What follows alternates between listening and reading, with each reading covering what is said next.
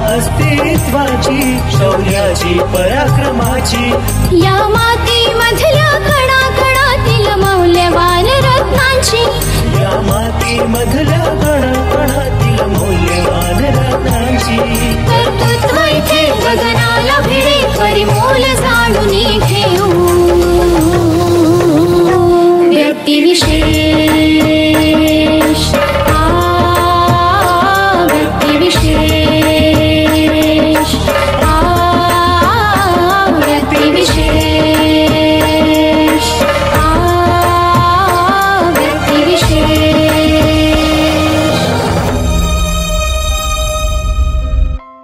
नमस्कार.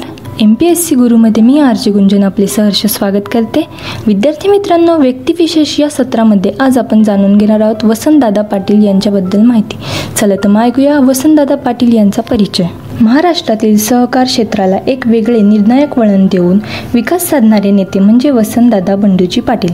क्रांतिकारक, स्वतंत्र सैनिक ते विधायक कार्य करणारे, पक्ष संघटना वाढणारे राजकीय नेते, प्रभावी मुख्यमंत्री व सहकार महर्षी असा त्यांचा जीवन प्रवास आपल्याला थक्क करतो.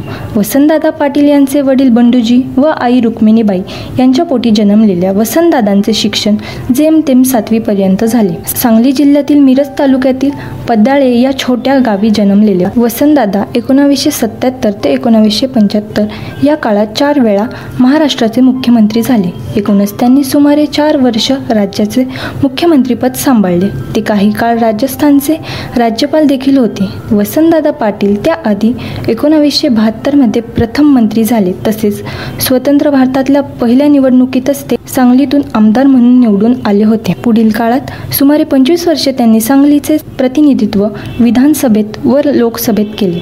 वसंतदादा पाटील यांनी त्यांच्या राजकीय जीवनात महाराष्ट्र राज्य सहकारी बँक, राष्ट्रीय मिल मजदूर संघ व महाराष्ट्र प्रदेश काँग्रेस आदी संघटना अध्यक्षपद सांभाळली होती. वसंतदादा पाटील यांनी पक्षकार्याला विशेष महत्त्व दिले होते. वसंतदादांनंतर काँग्रेस पक्ष संघटना एवढे बळ देणारा नेता पुढे काँग्रेसला महाराष्ट्रात मिळालाच नाही. तसेच प्रामुख्याने ग्रामीण महाराष्ट्र काँग्रेसचा प्रभाव कायम राहण्यात व वाढण्यात वसंतदादा पाटील यांचा मोठा वाटा आहे असे राजकीय निरीक्षक म्हणतात. सत्तेची हाव नसलेला सत्ताधारी असे वसंतदादांबद्दल म्हटले जाते. विद्यार्थी मित्रांनो, महाराष्ट्राचे नेतृत्व करताना वसंतदादांनी अनेक समाजहितकारक, दूरगामी परिणाम साधणारे निर्णय घेतले. 1983 मध्ये वसंतदादांनी वैद्यकीय, अभियांत्रिकी व तंत्रनिकेतन विद्यालये विना अनुदान तत्वावर स्थापन करण्याचा निर्णय घेतला. त्यांच्या या निर्णयाचे शैक्षणिक क्षेत्रात देखील क्रांती घडवली. ग्रामीण भागातील विद्यार्थ्यांना संधी उपलब्ध होण्याबरोबरच या निर्णयामुळे शिक्षक व पर्यायाने औद्योगिक विकासालाही चालना मिळाली. वसंतदादांनी राज्याचा विकासविषयक आढावा घेण्यासाठी अर्थतज्ञ V.म. दांडेकर यांची सत्ताशोधक समिती नेमली. यातूनच समतोल विकास, विदर्भ, मराठवाडा, अनुशेष अशा संज्ञा पुढे आल्या. वसंतदादांनी शालेय विद्यार्थ्यांना मोफत ST प्रवास, परगावी शिक्षण घेणाऱ्या विद्यार्थ्यांना जेवणाच्या डब्याची मोफत वाहतूक, शेतकऱ्यांना कमी व्याज दराने कर्ज पुरवठा इत्यादी महत्त्वाचे निर्णय वसंतदादांनी त्यांच्या काळात घेतले. पाणी अडवा, पाणी जिरवा हे सूत्र प्रथम वसंतदादांनी महाराष्ट्रासमोर आणले होते. वसंतदादांच्या या लोकहितकारक निर्णयाची बीजे त्यांच्या देशभक्ती व त्यांनी केलेल्या क्रांतीपर्यंत आढळतात. विद्यार्थी मित्रांनो, आता आपण बघणार आहोत वसंतदादा पाटील यांनी केलेल्या काही चळवळी. चला तर मग बघूया. वसंतदादा पाटील हे अगदी लहान वयातही 1930 मध्ये स्वतंत्र चळवळीत सामील झाले होते. त्यानंतर 1940 पासून त्यांनी लढण्यात जोमाने सहभाग घेतला होता. तसेच फोनच्या तारा तोडणे, पोस्टर जाळणे, रेल्वेचे नुकसान करणे, पिस्तूल, बॉम्बचा वापर करून ब्रिटिशांमध्ये दहशत निर्माण करणे, कायदेभंग चळवळींचा कायदा, सोलापूरला 4 युवक हुतात्मा झाले. या हुतात्म्याची आठवण म्हणून वसंतदादा पाटील यांनी चहा सोडला होता. वसंतदादा काही काळ भूमिगत होते. त्यांना सुमारे 3 वर्ष तुरुंगवासही भोगावा लागला होता.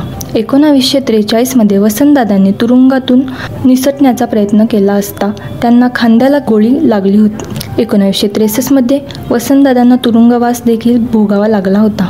वसंतदादांनी तुरुंगातून निसटण्याचा प्रयत्न करत असताना त्यांना खांद्याला गोळी लागली होती व त्यांना पुढे पुन्हा एकदा तुरुंगवास भोगावा लागला होता. वसंतदादांचा सुटकेसाठी सांगलीकरांनी सभा, मोर्चा या माध्यमातून प्रयत्न केला होता.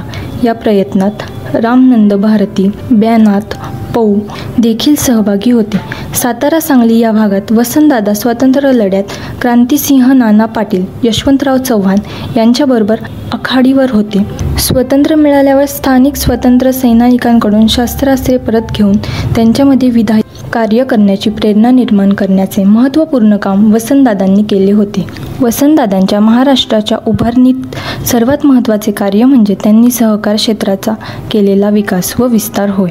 त्यांनी सरकारच्या माध्यमातून ग्रामीण विकास, कृषी विकास व कृषी उद्योग विकास साधण्याचा यशस्वी प्रयत्न केला होता. तसेच कुक्कुटपालन, दुग्ध विकास या क्षेत्रात सहकारचा प्रसार प्रामुख्याने वसंतदादांनी केला. खत कारखाने, सूत गिरण्या, तेल गिरण्या, कागद कारखाने, सिमेंट पाईपचे कारखाने, कृषी आवाजांचे उत्पादन व कृषी प्रक्रिया उद्योग इत्यादी उद्योग राज्यात वसंतदादांनी सहकारी तत्वांवर सुरू केले होते.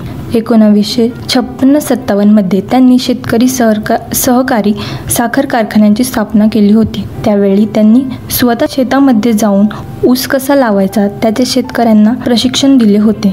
सहकारी साखर कारखान्यांनी साखरेसह उत्पादनाची ही निर्मिती करावी असा आग्रह वसंतदादांनी धरला होता.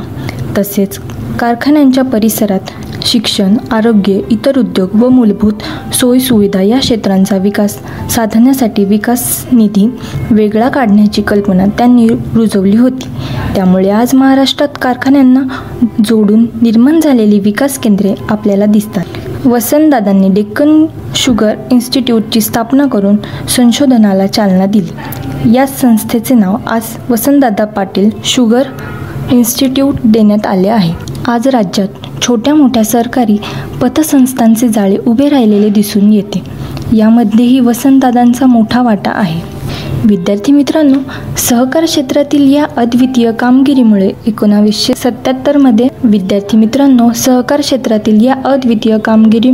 1937 मध्ये त्यांना पद्मभूषण या पुरस्काराने गौरवण्यात आले होते. वसंतदादा 1952 पासून लोकप्रतिनिधी होते. त्यानंतर 1972 मध्ये ते प्रथम मंत्री झाले व नंतर मंत्री, मुख्यमंत्री असा त्यांचा राजकीय प्रवास झाला. विशेष म्हणजे 1952 ते 1972 दरम्यान त्यांनी सरकार क्षेत्रातील बहुतांश कार्य केले. या पार्श्वभूमीवर वसंतदादांनी ज्या काळात सहकार क्षेत्राची पायाभरणी व विस्तार केला तो काळ 1952 ते 72 असल्याचे लक्षात येते. विशेष म्हणजे सत्तास्थानावर नसताना देखील त्यांनी सरकारचा प्रसार व विकास हे लक्षणीय ठरते. स्वातंत्र्यपूर्व काळापासूनच्या विविध प्रकारच्या अनुभवाचे संचित स्मरणशक्ती, नेतृत्व गुण, संघटना कौशल्य, समाजमन आकलन शक्ती, निर्णायक क्षमता, शेतकरी व ग्रामीण समाज जीवनाची अचूक, परिपूर्ण व जाणीव इत्यादी गुणांच्या आधारे वसंतदादांनी महाराष्ट्राचा विकास साधला होता. 1918 मध्ये प्लेगच्या साथीत वसंतदादांच्या आई व वडिलांचा एकाच दिवशी मृत्यू झाला होता. त्यावेळी केवळ 1 वर्ष असणाऱ्या दादांचा सांभाळ पुढील आयुष्यात त्यांच्या आजीने केला होता. या परिस्थितीत वसंतदादांना जास्त शिकता आले नाही, पण पुढील आयुष्यात त्यांनी केलेला विकास कार्याची फळे आज महाराष्ट्राला चाखायला मिळत आहे. म्हणूनच दुर्दैवाने फार शिकू न शकलेले पण तरीही सर्वात शहाणा नेता या समर्पक शब्दांचे वर्णन आज मी तुम्हाला सांगितले. विद्यार्थी मित्रांनो, वसंतदादा पाटील यांच्या नावाच्या काही संस्था बांधण्यात आल्या आहेत. चला तर मग आपण त्या बघूया. वसंतदादा पाटील साखर कारखाना, वसंतदादा पाटील शुगर इन्स्टिट्यूट, आधीचे नाव डेक्कन शुगर इन्स्टिट्यूट, वाकडेवाडी, पुणे येथे आहे. डॉक्टर वसंतदादा पाटील माध्यमिक विद्यानिकेतन, पुणे येथे आहे. Padma Bhushan doctor Vasantdada Patil college of academy, Pirangut, Pune येथे आहे. वसंतदादा पाटील इंजिनिअरिंग कॉलेज, सायन, मुंबई येथे आहे. वसंतदादा पाटील इंजिनियर कॉलेज, सांगली येथे आहे. वसंतदादा पाटील विद्यालय व ज्युनियर कॉलेज, रहिमानपूर येथे आहे. विद्यार्थी मित्रांनो, आता आपण बघणार आहोत वसंतदादा पाटील यांनी भूषविलेले पदे. चला तर मग बघूया. 1965 महाराष्ट्र राज्य सरकारी साखर कारखान्याचे संघटना अध्यक्ष, राष्ट्रीय सरकारी साखर कारखाना 1970 ते 72 राष्ट्रीय साखर कारखाना महासंस्थाचे संचालक व अध्यक्ष.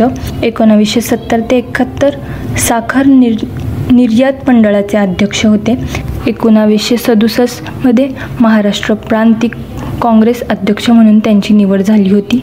त्यानंतर 1969 साली काँग्रेसचे विभाजन झाले. त्यांचा वर्ष डिसेंबरमध्ये मुंबई काँग्रेसचे अधिवेशन झाले. त्यांनी स्वागताध्यक्ष म्हणून तेथे काम केले होते. 1971 मध्ये अमेरिकेतील लुझियाना येथे भरलेल्या 14व्या आंतरराष्ट्रीय ऊस तज्ज्ञांचा परिषदेस भारतीय शिष्टमंडळाचे नेते म्हणून हजर राहिले. यापूर्वी 3 वेळा त्यांनी जागतिक प्रवास देखील केला होता. विद्यार्थी मित्रांनो, आज आपण व्यक्तिविशेष या सत्रामध्ये वसंतदादा पाटील यांच्याबद्दल जाणून घेतले. आजच्या व्यक्तिविशेष सत्रामध्ये आपण इथेच थांबूया. धन्यवाद.